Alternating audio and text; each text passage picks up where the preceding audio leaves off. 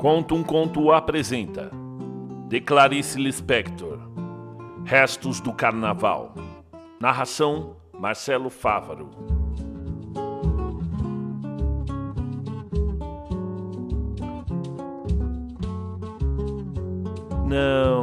Não deste último carnaval, mas eu não sei por que este me transportou para a minha infância e para as quartas-feiras de cinzas nas ruas mortas, onde esvoaçavam despojos de serpentina e confete. Uma ou outra beata com um véu cobrindo a cabeça ia à igreja, atravessando a rua tão extremamente vazia que se segue ao carnaval. Até que viesse o outro ano. E quando a festa ia se aproximando, como explicar a agitação íntima que me tomava? Como se, enfim, o mundo se abrisse de botão que era em grande rosa escarlate. Como se as ruas e as praças do Recife, enfim, explicassem para que tinham sido feitas. Como se vozes humanas, enfim, cantassem a capacidade de prazer que era secreta em mim. Carnaval era meu.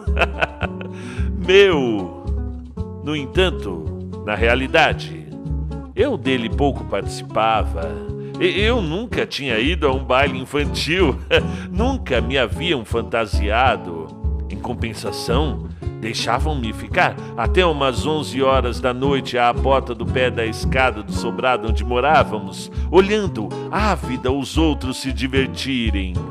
2 coisas preciosas eu ganhava então e economizava-as com avareza para durarem os 3 dias. Um lança-perfume e um saco de confete. Está se tornando difícil escrever, porque eu sinto como ficarei de coração escuro ao constatar que, mesmo me agregando tão pouco à alegria, eu era de tal modo sedenta que, com quase nada, já me tornava uma menina feliz. E as máscaras? Eu tinha medo, mas era um medo vital e necessário porque vinha de encontro à minha mais profunda suspeita de que o rosto humano também fosse uma espécie de máscara. À porta do meu pé de escada. Se um mascarado falava comigo, eu de súbito entrava no contato indispensável com o meu eu interior. O meu mundo interior, que não era feito só de duendes e príncipes encantados, mas de pessoas, com o seu mistério.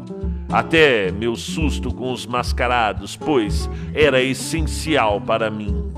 Não me fantasiavam no meio das preocupações com minha mãe doente. Ninguém em casa tinha cabeça para carnaval de criança, mas eu pedia a uma de minhas irmãs para enrolar aqueles meus cabelos lisos que me causavam tanto desgosto e tinha então a vaidade de possuir cabelos frisados, pelo menos durante os 3 dias, aqueles 3 dias por ano. Nesses 3 dias, ainda, a minha irmã assedia o meu sonho intenso de ser uma moça. Eu mal podia esperar pela saída de minha infância vulnerável e pintava minha boca de batom bem forte, passando também rouge nas minhas faces. Então, eu me sentia bonita e feminina. Eu escapava da meninice. Mas houve um carnaval diferente dos outros, tão milagroso que eu não conseguia acreditar que tanto me fosse dado. Eu, que já aprendera a pedir pouco, é que a mãe de uma amiga minha resolvera fantasiar a filha e o nome da fantasia era no figurino rosa. Para isso, comprara folhas e folhas de papel crepom cor-de-rosa com as quais, suponho, pretendia imitar as pétalas de uma flor. Boquiaberta, eu assistia pouco a pouco a fantasia tomando forma e se criando. Embora de pétalas o papel crepom nem de longe lembrasse, e eu pensava seriamente que era uma das fantasias mais belas que jamais vira. Foi quando aconteceu. Por simples acaso, inesperado. Sobrou papel crepom, e muito.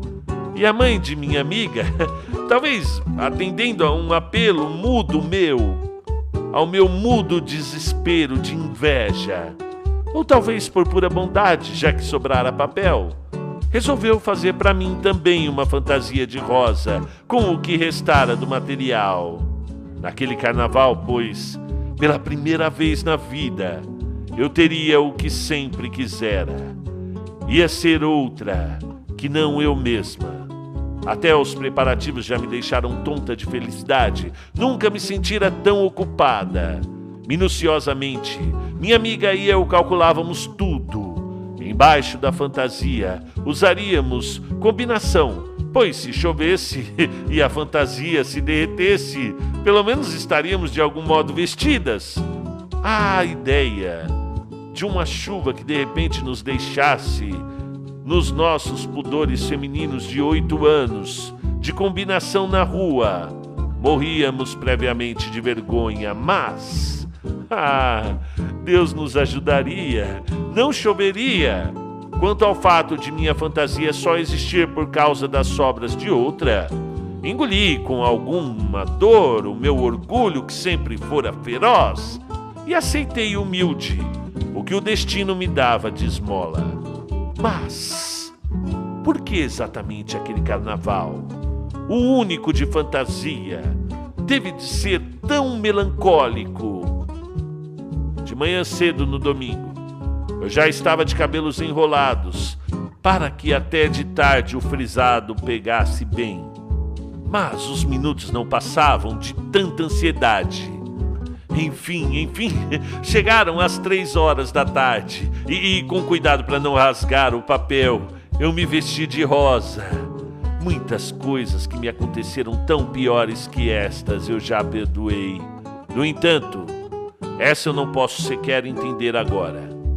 O jogo de dados de um destino é irracional, é impiedoso. Quando eu estava vestida de papel crepom todo armado, ainda com os cabelos enrolados e ainda sem batom e ruge, minha mãe de súbito piorou muito de saúde. Um alvoroço repentino se criou em casa e mandaram-me comprar depressa um remédio na farmácia. Fui correndo, vestida de rosa, mas com o rosto ainda nu, não tinha máscara de moça que cobriria minha tão exposta vida infantil. E então fui correndo, perplexa, atônita, e entre serpentinas, confetes e gritos de carnaval, a alegria dos outros me espantava. Quando, horas depois, a atmosfera em casa acalmou-se, minha irmã me penteou e pintou-me. Mas, sabe, alguma coisa tinha morrido em mim. E como nas histórias que eu havia lido sobre fadas que encantavam e desencantavam pessoas, eu fora desencantada. Não era mais uma rosa. Era de novo uma simples menina. Desci até a rua e ali de pé eu não era mais uma flor. Era um palhaço pensativo de lábios encarnados. Na minha fome de sentir êxtase, às vezes começava a ficar alegre, mas com remorso lembrava-me do grave estado de minha mãe. E de novo eu morria. Só horas depois que veio a salvação. E, se depressa eu agarrei-me a ela, é porque tanto precisava me salvar. Um menino de 12 anos, o que para mim significava um rapaz. Esse menino muito bonito parou diante de mim e numa mistura de carinho, grossura, brincadeira e sensualidade, cobriu os meus cabelos já lisos de confete. E por um instante ficamos nos defrontando, sorrindo, sem falar.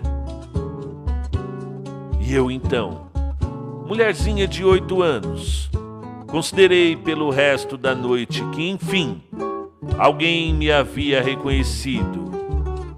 Eu era, sim, uma rosa.